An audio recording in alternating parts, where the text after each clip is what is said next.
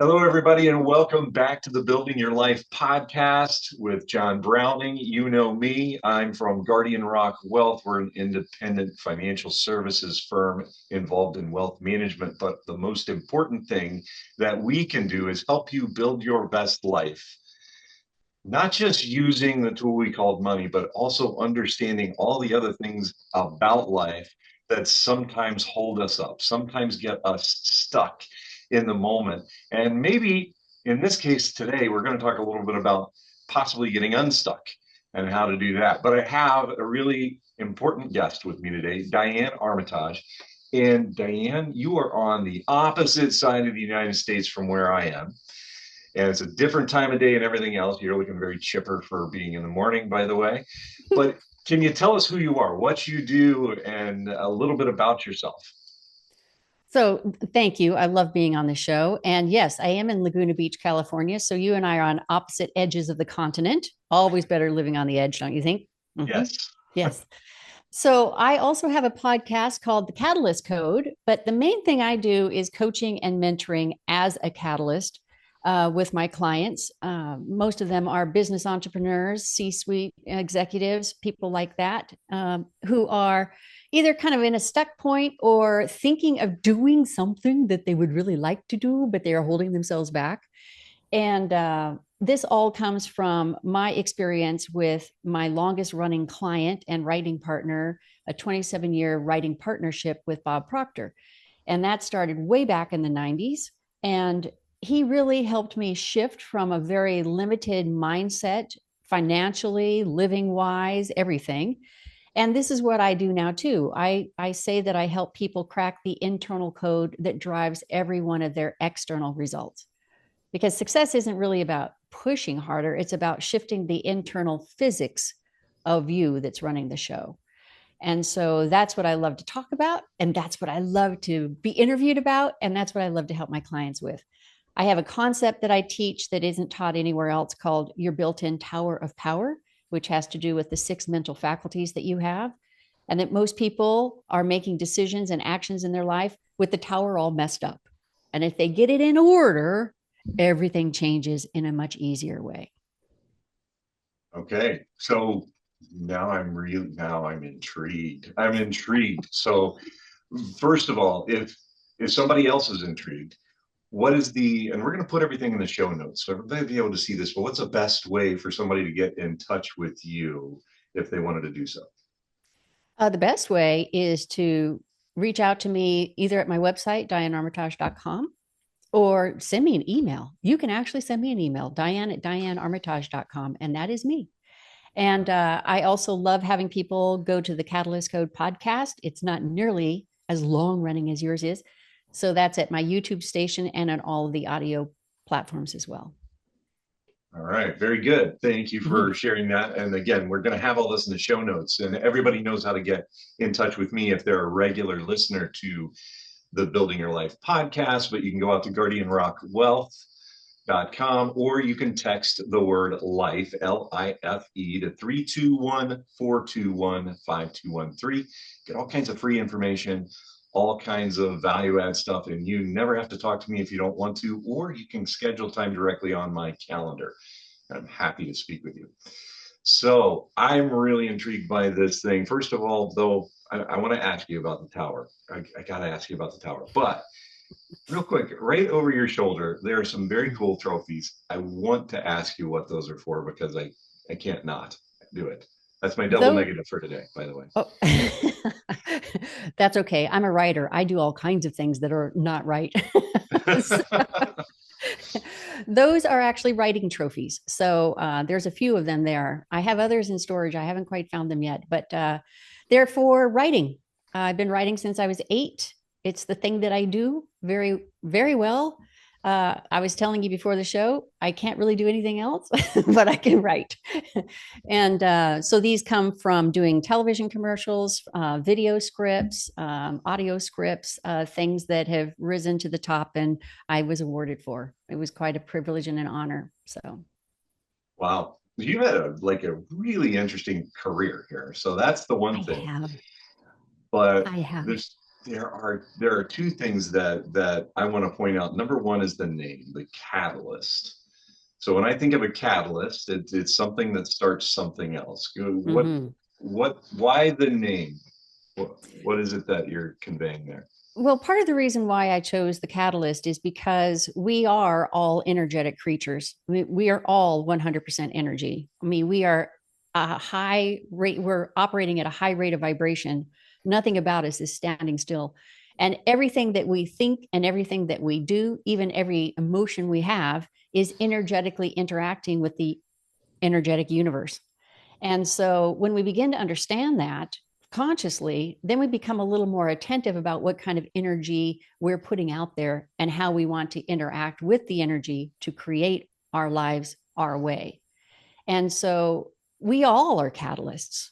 We all are creators. And so when we take that limitation off of the blinders off and really start looking at what we want to create for our lives and begin thinking from a catalyst standpoint or a creator standpoint, we were put on this planet with our own skills, talents, and abilities. And those skills, talents, and abilities are not matched or met by any other human on the planet. And so, with those skills, talents, and abilities, we can create significant change out there. And that's what I love to remind people about, because so many of us kind of get stuck into this is the way it's supposed to be. And I'm a limited little human, puny person. Not so. I like it. I like it. So now let me let me ask you the other question, and don't give away the secret sauce. I don't want you to give away the secret sauce, but the tower. The Go tower. into that a little bit more because that sounded really interesting to me. Well, the tower is based on the six mental faculties that we all have. And so Bob used to talk about it all the time. He'd say, well, we've got these six mental faculties that allow us to choose our way in our life. And, panda bears, nothing else out there has this except us. So the six mental faculties are your intuition, imagination, will, perception, memory, and your reasoning mind. Your reasoning mind. And so, what most people do is unconsciously they make decisions for their life, they take directions for their lives, and they're doing it with their reasoning mind that's telling them how far they can really go before they start getting into the danger zone or the risk zone. And so, and a lot of those reasoning mind ideas come from other people's reasoning minds that were embedded in our minds when we were children or as we were growing up. Coaches, teachers, everybody who had their own way of thinking, putting it in our minds. And so our reasoning mind can get in the way of a lot of new ideas. If we end up with this great idea, we get this light bulb idea and we're like, oh, this is amazing. I can see it. I could do this. I know I could do this. And then you take it to your reasoning mind and your reasoning mind's like, well, how in the world are you going to get that done? You don't have the experience. You don't have the money. You don't have well, what is your mother going to think? All of these things come up and we stop with the idea. It just stops in its tracks. So Yes. what I do with the Tower of Power is I realize that it actually is the six mental faculties in order. And if you work the tower from the top down in a certain order, you overcome what the reasoning mind usually stops. And that's all I'm going to tell you. I like it though. I mean, and I'm guessing if they go to your website, they can find out more about that and how to Yes. Yes. In potentially fact, I join have a more. free webinar that they can find on my website about the Tower of Power. Okay, Yeah. very good. Mm-hmm. And I mean, essentially, you help people get unstuck. I've been stuck, and it really comes to the head trash, right? Where you're just like, well, I can't do that. That horrible word that I don't allow my kid. I have six kids. I'm like, stop. Do not use that word. You're not allowed to use that word. My grandkids are too young, but they're going to hear that again. Can't. Can't. Never use it. Just don't Yeah. use it. Well, and the interesting thing is when anyone says I can't, they really are saying I won't. I always Because say can't, never could do anything. I like that. Okay, we could spend the whole hour unwrapping that right there. Exactly. Yes. But we get caught up in thinking that we are limited and that we are not worthy of doing what that person over there is doing. That person must be smarter or have it more together or something. We're all the same. It's just a matter of whether or not we're willing to actually step into the power that we have and the limitless thinking that we have to actually create what we choose. We make that decision and then we move forward. And when you make that decision from that space, a lot can change in your life. We are fearfully and wonderfully made, so to speak, right? Indeed. That's like you said, there's no other creature has that, especially that reasoning side of things. We're always amazed. I watch the nature shows and they're like, oh, look, this particular animal reasoned out, and there's some really bright animals out there, right? Yes. But there is no other creature there that has the reasoning capacity that we do as humans. And the only thing that limits that is our own head trash. I call it head trash.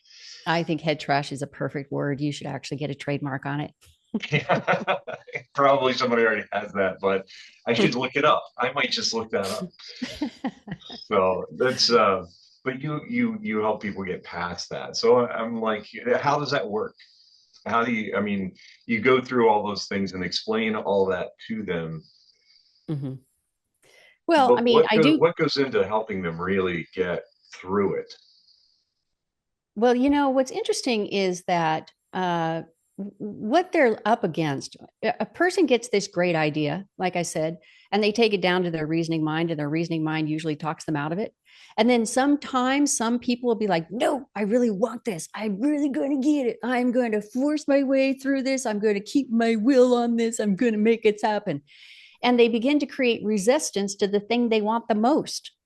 And so when they begin to create resistance, they're actually pulling themselves farther away from what it is that they want. And so what I try to help my clients with, not try, what I help my clients with is to get past the resistance. And a lot of times that resistance is fear. A lot of times it's fear of the unknown. It's not really having the belief because you haven't really built the belief. You just have the idea. You don't have the belief yet. And so I walk them through systems that allow them to actually build the belief so that they actually are able to walk through what I call the terror barrier. Because most people will get themselves to a point and then the fear will bounce them back. They're at a terror barrier. I'm writing And that so, down. Terror barrier, because that is so true. I yes, I can tell you in my field, right? So wealth management, there yes, is a massive terror barrier about running out of money in retirement. And yes. there's some legitimacy to it because most people unfortunately have been taught, we all have been taught, hey, you do this, this, and this, and you'll be fine.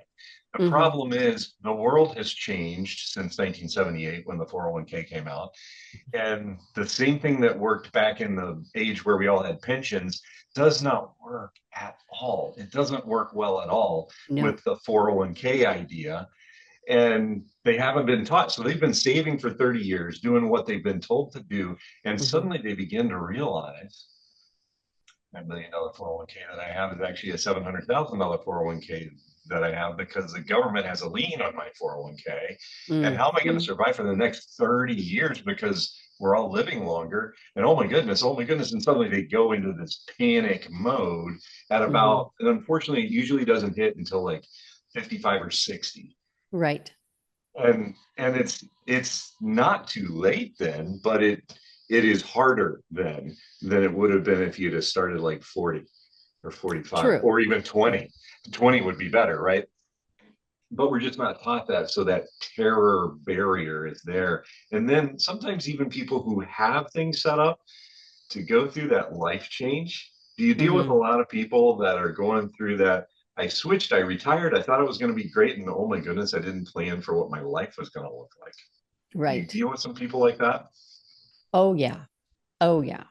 In fact, a lot of people who come to me are in their late 50s to mid 60s and they have retired and they're like, okay, well, retire, the word retire means to step back.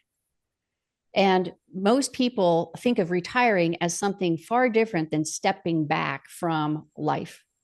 They think, oh, this is going to be this way, it's going to be this way, it's going to be this way. But they end up being somewhat disconnected from the patterns, the paradigms, the usual habitual behavioral patterns that they've built all the way around them. And when they just drop everything, they're not realizing that there's all kinds of habitual patterns around them that are connected to that big piece. And so then they start searching for something that is actually going to give them more meaning, or, not feel like they're wasting their time, or, that kind of a thing. And so then they come to me and they say, well, I've always had this idea that I've never really done anything with, but I don't know. It could be too late. It could be too late to do it now because I'm in my feet. I should have thought about this in my 20s, but I was too busy making money to be safe. so Yeah. so that's when you really, you look at all of the people who recreated their lives and actually created millions from 60 forward. Now, is it traditional? No. But what you teach in wealth management probably isn't traditional either, because you just said all the rules changed. Mm-hmm. And so the more flexible you can be with saying, okay, I'm not going to freak out about this. I'm not going to create resistance to this. I'm going to go with what I feel is the best move forward with the best advice from somebody who really knows their thing. Mm. And that's what my clients come to me for. I have this idea. I don't know how it's going to happen. I am terrified of it actually happening, but I'm going to move forward because I have belief that this person knows how to get me to it, you know? Right. Yep. And so many times we just remain stuck. We don't talk to Yes. somebody like you. And there's Yes. like, it's like, why not? Why do you think people don't talk to somebody like you? Do you think, what's the barrier to that? Well, I think, what is somebody like me? True. Yeah. But I think a lot of it has to do with their reasoning mind gets back into play. And it looks at all of the people out there who say they can help you with their lives. And most of those people have pretty messy lives, or they don't walk the walk. And so you see that kind of show up and you think, okay, why is this person saying they can lead me when I don't even really understand? How are they not even getting their lives put together? But I think a lot of it has to do with just sort of the ego. People don't want to look like they need help. Like, for instance, I'm teaching a class here in about a week called Money Physics. And it's about recognizing the physics of you and the fact that money is energy. And it's not woo woo, it's physics. We are physics in motion, and money is energetic. And so I'm teaching people kind of a different way to look at money because they've got so many fear and weird traps around it. I'm sure you've come up against it all. And I find that a lot of people are reluctant to take money physics because it makes them look like they don't know enough about money. Mm-hmm. So they don't want their ego to show that, oh my gosh, well, I'm taking this class because I don't think I'm making enough money, or I haven't quite figured out the money thing. And that's the farthest thing from the truth. I mean, we're all figuring out how to work more energetically in the right space with money. Wouldn't you agree? Yes. Even if we Yes. don't realize it or don't want to admit it, money, I say this all the time, it's one of my one-liners. I have a lot of them. But money is the tool. It's one of the tools that we use to build our best life, but it's only a tool. It's not It the end is. goal. And I love that money is energy because I also say sometimes if I'm talking to like a mechanic, because I like to work with blue collar guys and Mm-hmm. gals, just because I don't know, I like the general personality of folks that work in the trades. But if I'm talking to the car guy or a car gal, I talk to them about money's the fuel that you put into the tank. Mm-hmm. What kind of car you drive and everything else. That's a whole different thing, but it's the fuel. And if you put the right kind of fuel, if you don't have any impurities in it, if you do it right, then you have this great running car. Right. And So Well sometimes that's the said. way I get people to sort of understand that. But if you get, and then I use the car analogy more. So if you get in the car and you don't wear your seatbelt, that's going to be more dangerous, right? True. And you can choose whether you want to ride in a Lincoln Continental and you want to kind of float down the road, or whether you want to use a Jeep Cherokee and go up the side of the mountain. But that's going to be more dangerous, and you'll probably get there roughly the same time. But you get to I like choose. your metaphors. I think they're great. My kids laugh at me for my metaphors, but No, that's very good writing. oh, there we go. There we go. I like to write too, but I'm not even close to on your level with that. So Well, you simply haven't practiced. That's all. that's right. Yeah. That's right. But like I said, we all have our skills, talents, and abilities, right? And like you were saying before the class, before we started recording this, each one of us has a skill, talent, and ability that is not matched by anybody else. So why would you try to keep doing it your way?